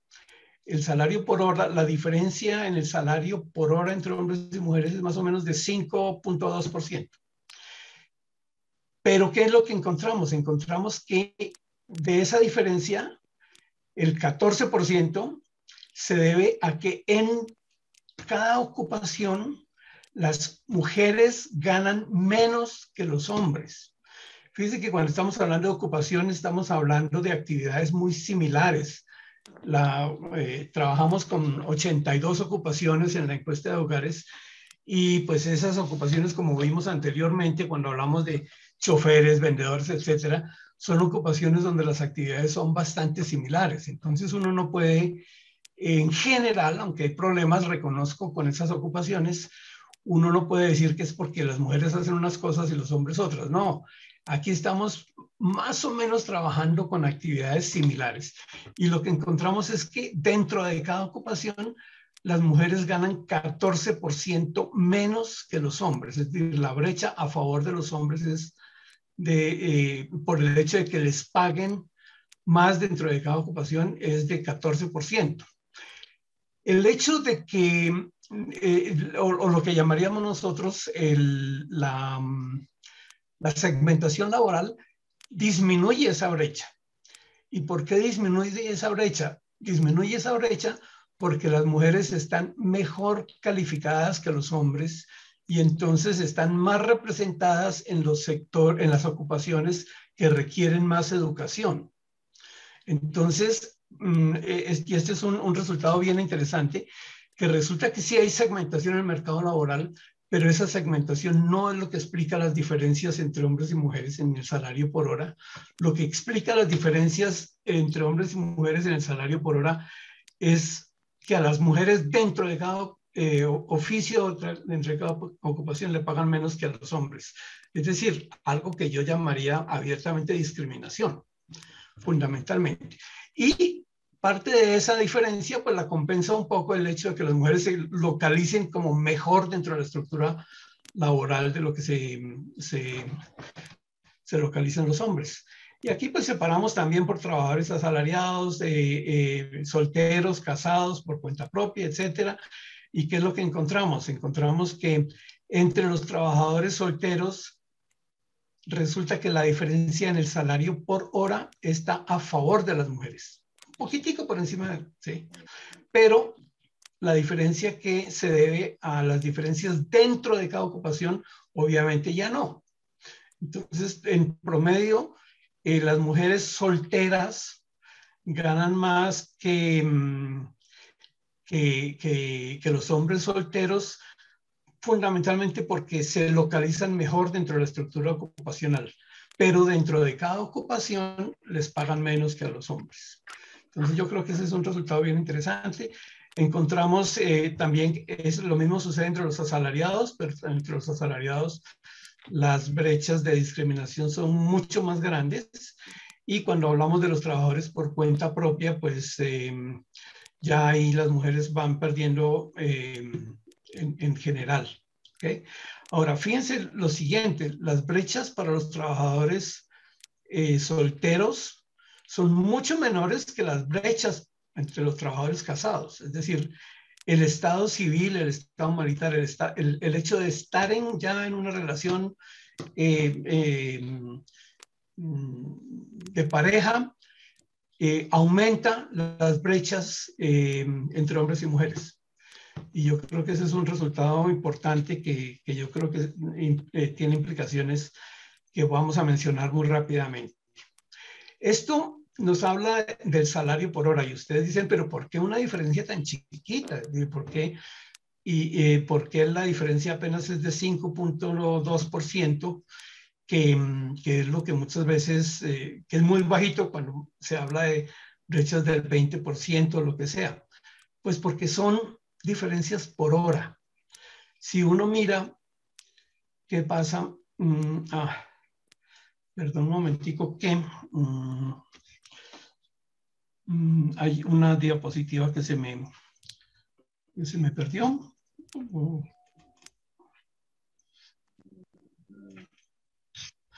Si uno mira, ya no las diferencias por hora, sino las diferencias mensuales, es decir, en términos mensuales, la brecha es mucho más grande. Fíjense, teníamos una brecha de 5.9%, pero cuando ya vamos a la brecha mensual, la brecha llega a 18.6%, mucho más parecido a lo que se decía originalmente. ¿Y por qué? Fundamentalmente porque las mujeres trabajan menos horas que los hombres. Y eso es simplemente decir, tal vez la parte más importante que explica las diferencias entre hombres y mujeres no es tanto la brecha en el salario por hora, que sí la hay, sino el hecho de que simplemente las mujeres trabajen muchas menos horas en el mercado laboral de lo que trabajan los hombres. Entonces yo creo que esa es una conclusión bien importante que pues, tiene mucho que ver con las cosas que vemos acá. Bueno, simplemente como para resumir y concluir, entonces lo que yo diría es que sí, hay un alto grado, relativamente alto grado, no excesivamente alto, pero sí hay un alto grado de segmentación laboral por sexo en el mercado laboral. Esa segmentación pues está asociada, hay que mirar un poquito mejor con la posición ocupacional de las personas, es decir, los trabajadores asalariados. La segmentación es un poco menor que para los trabajadores por cuenta propia y también con el Estado civil. Y yo creo que eso tiene mucho que ver con el hecho de que los trabajadores por cuenta propia tienen más flexibilidad en su horario y eso les permite, por lo menos a las mujeres, coordinar un poco mejor la doble jornada que tienen con el trabajo en el mercado laboral. Como trabajo asalariado o en los empleos de asalariados, esa coordinación es más difícil y entonces encontramos nosotros que son las mujeres solteras las que mejor pueden adaptarse a ese tipo de trabajo asalariado. El Estado civil también. ¿Y por qué hay más segmentación cuando, en el caso de los casados que vienen en pareja? Yo creo que por la misma razón, porque las mujeres, dados los roles que juegan en la sociedad colombiana, como responsables de todas las actividades de cuidado, tienen que compatibilizar ese tipo de actividades con el mercado laboral y eso lo pueden hacer mucho más fácilmente. Esto forza a las personas, a las mujeres que están en pareja a tener que responder más que a las que son solteras. Ok. Segundo, la brecha de ingresos, pues obviamente es mayor si se compara ingresos mensuales que ingresos por hora. ¿Por qué? Pues porque, como dijimos, las mujeres trabajan menos horas que los hombres Y probablemente, por lo que acabamos de decir, eso se debe a los roles que juegan en el mercado o que en la sociedad, perdón, al hecho de que tengan que compatibilizar doble jornada laboral, etcétera.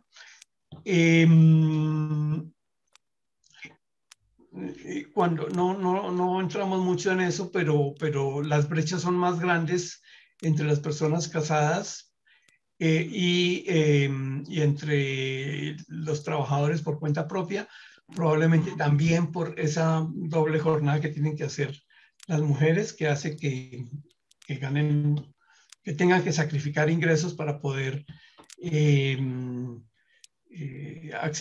cumplir con su doble jornada. ¿Okay?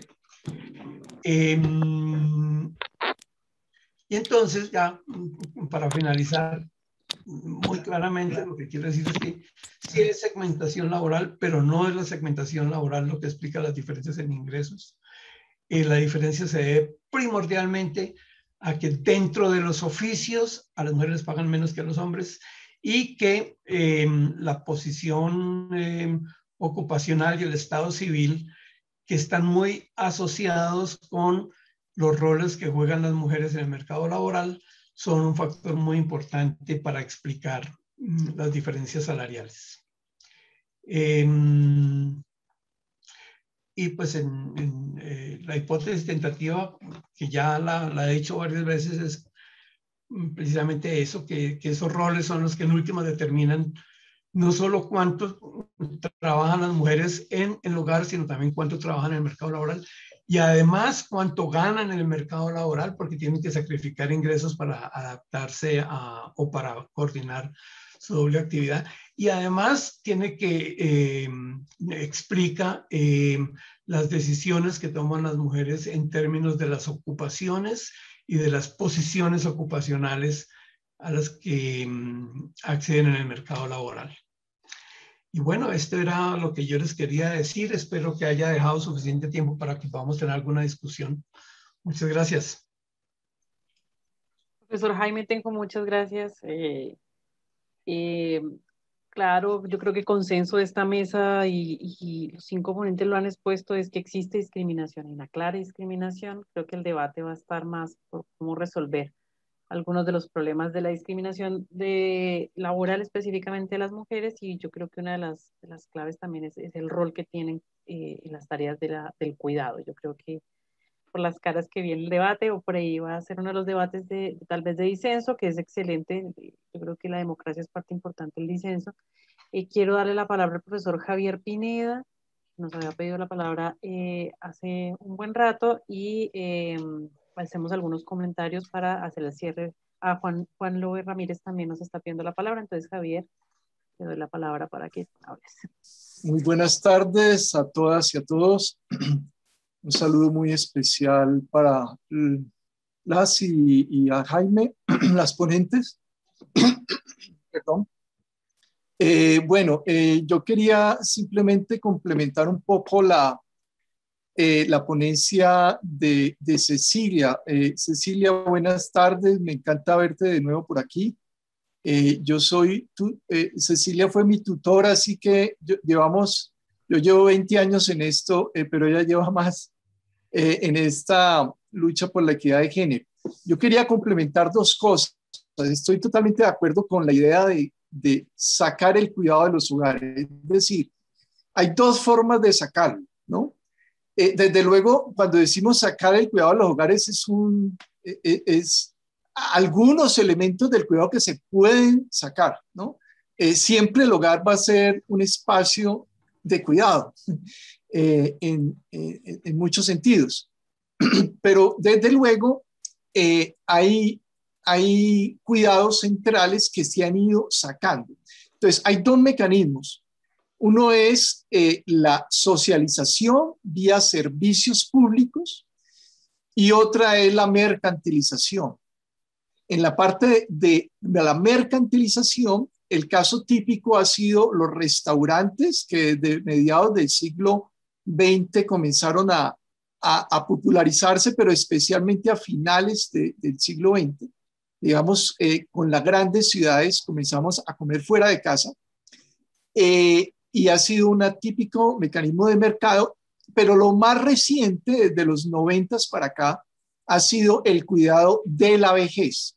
El cuidado de la vejez es la gran, digamos, bomba de tiempo en términos de lo que llamamos la crisis del cuidado.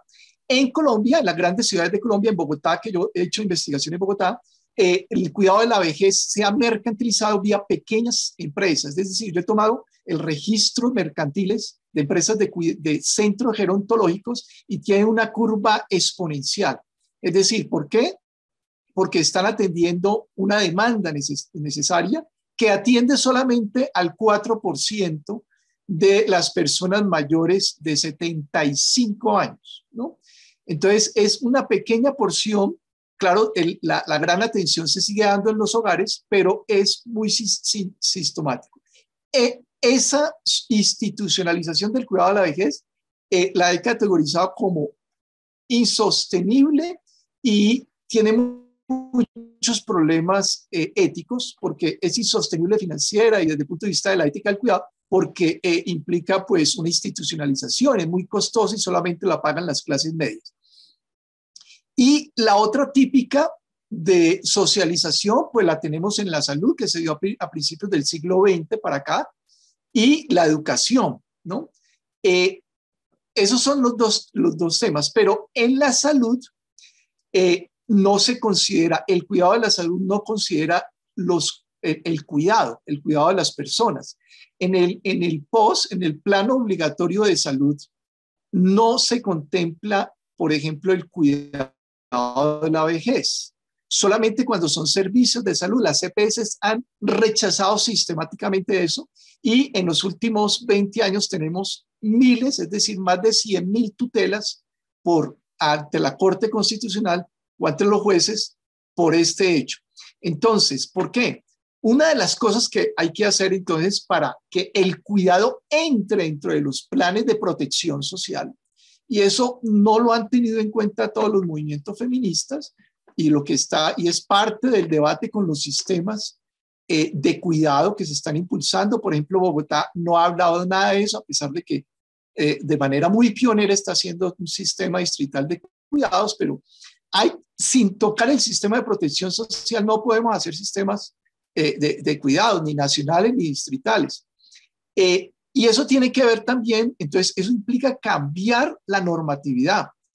Hay toda una jurisprudencia de la Corte Constitucional que reafirma que el cuidado de la vejez cae en la familia por el principio de solidaridad, y entonces niegan muchas de esas tutelas, solo excepcionalmente las aceptan. Entonces ahí tenemos, una posibilidad en la reforma de salud para que pase a ser financiada, digamos, con impuestos a la propiedad, al impuesto predial, cargarlo como hacen otros países. Nosotros ya podemos dar el paso hacia un sistema universal de salud, pero ese sistema universal de salud debe incorporar el cuidado para las poblaciones más vulnerables, creo yo, y poder generar unos sujetos de cuidado, creo yo, que puedan ser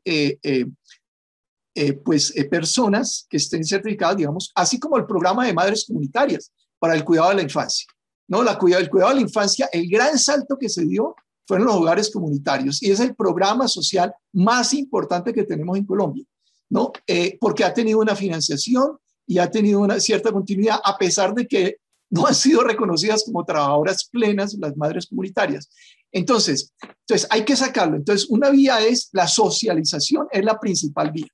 Y hay una vía de mercantilización, pero la vía de mercantilización requiere una regulación para el cuidado de la vejez, implica, digamos, una participación más activa del Estado, porque no es sostenible en la manera en que se está dando en este momento. Entonces, hay que mirar lo que yo denomino los campos del cuidado, ¿no? Entonces, hay campos de cuidado de la salud, de cuidado de la vejez, digamos, por distintas poblaciones que tienen normatividades propias y que tienen actores e intereses políticos y sociales diferenciados. Entonces, me parece que tenemos que seguir avanzando en esto que está diciendo Cecilia, pero puntualizando muy bien, y yo creo que eso sí significa reformas. Y en esta crisis coyuntural del COVID y en esta crisis de movilización social. Yo creo que esas demandas hay que incorporarlas. Hay cómo financiar eso y en cada arreglo institucional podemos buscar los mecanismos de financiación que permitan efectivamente ir, digamos, redistribuyendo en la organización social del cuidado, redistribuyendo el cuidado y permitiendo la mayor participación laboral de las mujeres, que ese ha sido un propósito que ya lo presentó, pues todas las ponencias han enfatizado en eso para la autonomía económica y para ir avanzando en romper las discriminaciones del mercado laboral por muchas otras vías. Muchas gracias, Laura. Javier, gracias. Qué pesar, nos hackearon, nos quitaron unos buenos minutos para un debate un poquito más largo. Juan, puedes colocar tu intervención. Desgraciadamente muy poquitos minutos, igual esto no cierra acá, pero pues te cedo la palabra, Juan, y cerramos la mesa. Gracias por la participación. Voy a tratar de ser muy breve. Yo soy Juan Ramírez, ingeniero industrial, máster en psicología aplicada a la educación y el bienestar social. Un tema muy importante. Tres cosas que quiero resaltar. Cecilia planteaba la diferencia o cómo sacamos del cuidado del amor, ¿no? Y con la conversación que tuvo su hija, con su hija. Y yo la vinculo también a unas estadísticas muy preocupantes, sobre todo en Latinoamérica.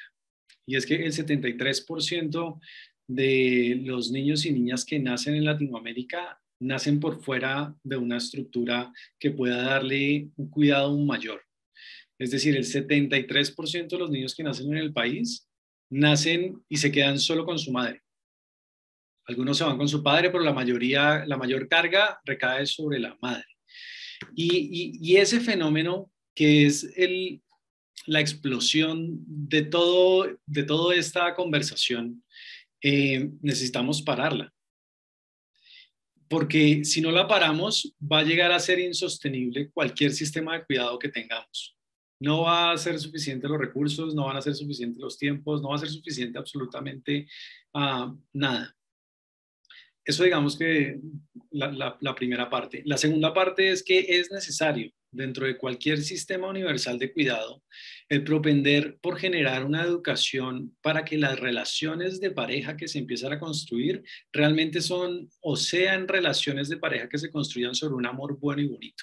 Y un amor bueno y bonito constituye también una equidad de género en las relaciones. Pero esa construcción de cómo entendemos las relaciones de pareja creo que es fundamental, porque al final las parejas siempre van a existir y siempre va a haber una necesidad de que haya una equidad y que no haya un desequilibrio de poder a la hora de distribuir funciones domésticas y a la hora de distribuir las labores de ir a conseguir recursos para el sostenimiento. Digamos que hay una reflexión que yo he venido teniendo, y es que si a mí de hombre me dieran la oportunidad de preferir entre quedarme en mi casa a hacer cosas del hogar y quedarme con mis hijos, que ir a la jungla, que es el mundo hostil de allá afuera, económico, financiero y todo lo que hay detrás de los trabajos, yo preferiría estar en mi casa cocinando, lavando, limpiando y quedándome con mis hijos de manera estupenda. Y creo que ya la conversación de quién va afuera, creo que es una conversación que nos puede despistar de lo que verdaderamente es importante, y es cómo se están generando esos encuentros entre hombres y mujeres en plano cultural y social, porque si esa dinámica no se cambia, pues vamos a tener siempre que buscar mecanismos para lograr que la carga no caiga sobre la mujer y termine haciendo más desigual toda esta sociedad. Digamos que un llamado digamos que a la misma escuela es incluir dentro de ese sistema la necesidad urgente de generar una conversación ciudadana alrededor de cómo estamos llevando nosotros nuestras relaciones. Digamos que ese es mi tema fundamental como ingeniero industrial, tratar de solucionar problemas muy complejos, y llegué a una conclusión, y es que ahí es necesario trabajar y es muy importante crear conciencia sobre cómo estamos también decidiendo con quién estamos compartiendo nuestras relaciones, porque si ese fenómeno no se ataja,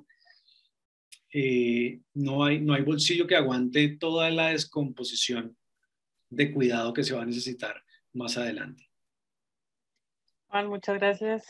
También un tema interesante para debatir.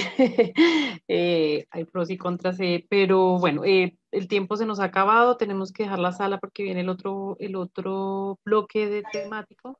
Les agradezco muchísimo a los 5 ponentes, Malu, Cecilia, Francis, Jaime. Victoria tuvo, por lo visto, se le acabó la batería del celular, no nos puedo terminar de acompañar, Javier y Juan por sus comentarios. Esto va a estar grabado, acuérdense, para público, digamos, a partir de esta noche o mañana a la mañana, y pues mañana a primera hora a las 9 estaremos, yo haré un repaso, un resumen, les voy a mandar el texto que haga ustedes para si quieren dar comentarios, y agradecemos muchísimo. Esto es un trabajo que está en el camino, no se ha terminado, y los debates pues están ahí en la mesa por trabajar. El consenso es que se necesita luchar por mejorar la cuestión de la discriminación, la segmentación, las diferencias y cómo lograr vincular Estado y mercado de forma justa y equitativa en un país tan complejo como el nuestro, cuando 70-80% de la población no tiene acceso ni siquiera a la salud y a la educación. Entonces, bueno, muchas gracias a todos. Nos vemos entonces en próximas ocasiones. Gracias.